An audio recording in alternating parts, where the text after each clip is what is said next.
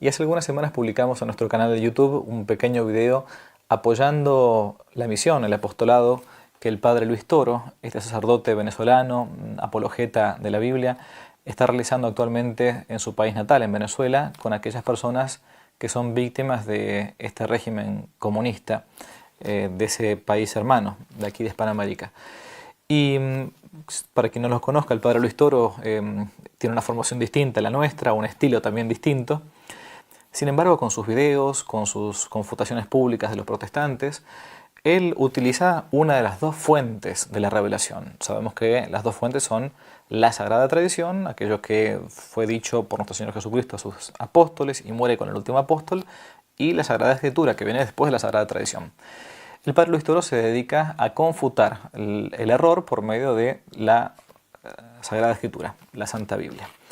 Sin embargo, cuando publicamos estos videos, algunos nos llamaron la atención y nos comentaron que había ciertos puntos que les habían quedado con poca claridad respecto de algunos temas morales, especialmente la moral conyugal, que el padre Luis Toro había tenido en alguna de sus intervenciones. Mi pregunta es, yo le escuché que alguien le preguntó sobre los métodos conceptivos y me dejó redondo porque no entendí muy bien la explicación que usted dio. Si lo podría explicar otra vez, porque usted dijo que como que el Papa había aprobado algo para los matrimonios.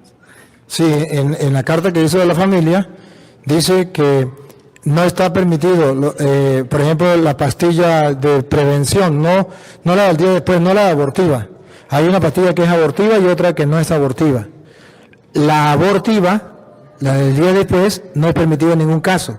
Claro está, el Papa dice, pero si hay una familia que ya tenga varios hijos y que ya no pueda seguir criando más hijos por la situación que tiene y los dos se ponen de acuerdo, pueden tomar ellos la pastilla preventiva para evitar que venga otro hijo que no puede mantener, y eso es preventivo, no es abortivo. Entonces está permitido para ellos. ¿Y los métodos que utilizan los hombres para no embarazar a las mujeres? Igualmente, ¿no? Sí, también puede usarlo, pero hay algo que debe tener presente, que eso no se puede usar todo el tiempo, porque entonces pueden ir perdiendo el deseo del uno hacia el otro y el otro hacia el uno. ¿Por qué en la Iglesia Católica nosotros decimos no al aborto? Primero, por el mandato de Dios, claro, que dice no matarás. Y eso es un mandamiento que todos lo sabemos. ¿Quieres tener sexo? Cásate. ¿Está casado, no quiere tener hijos porque ya tiene varios? Cuídate, ahí están los métodos naturales. ¿No quiere utilizar los métodos naturales porque no le funciona? Utiliza el preservativo.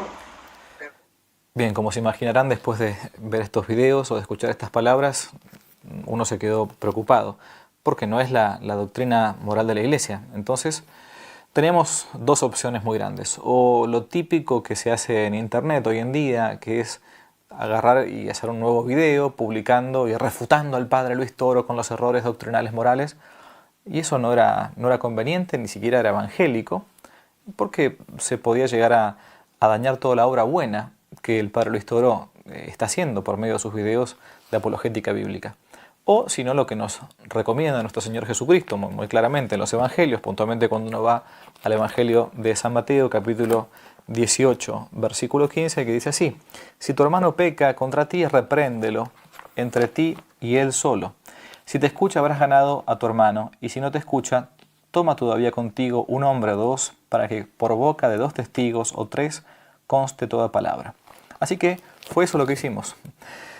Justamente utilizando la Sagrada Escritura, nos comunicamos con el padre Luis Toro, le comentamos de esta preocupación nuestra, y gracias a Dios, porque sabemos que muchas veces los sacerdotes podemos recibir algún tipo de crítica, pero siempre, como somos también seres humanos, podemos tomarlo mal. Gracias a Dios y a su gran humildad y a su caridad sacerdotal, estuvo dispuesto a decir, bueno, si en alguna cosa he fallado, entonces debo corregirme. Así que nos pusimos a analizar, tanto yo con él como con dos sacerdotes amigos incluso, los textos del magisterio de la Iglesia sobre este punto, y nos encontramos con que él había mal interpretado un texto pontificio de los últimos años.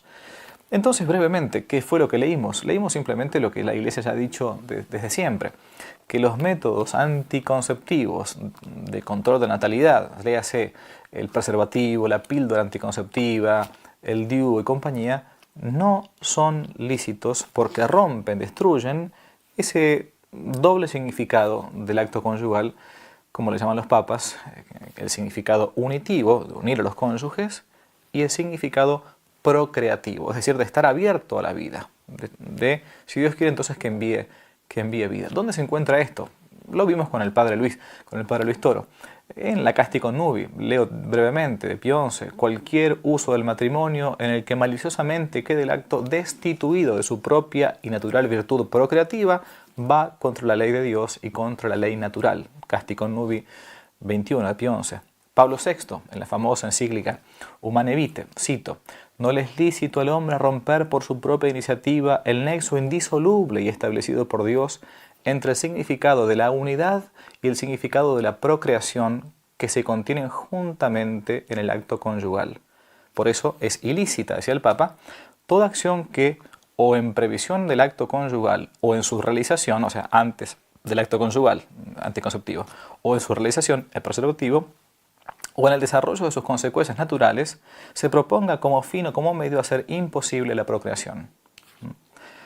Juan Pablo II, Familiares Consorcio, cuando los esposos, mediante el recurso al anticoncepcionismo, separan estos dos significados, unitivo, de unir a los cónyuges, y procreativo, que Dios creador ha inscrito en el ser del hombre y de la mujer, se comportan como árbitros del designio divino y manipulan y envilecen la sexualidad humana.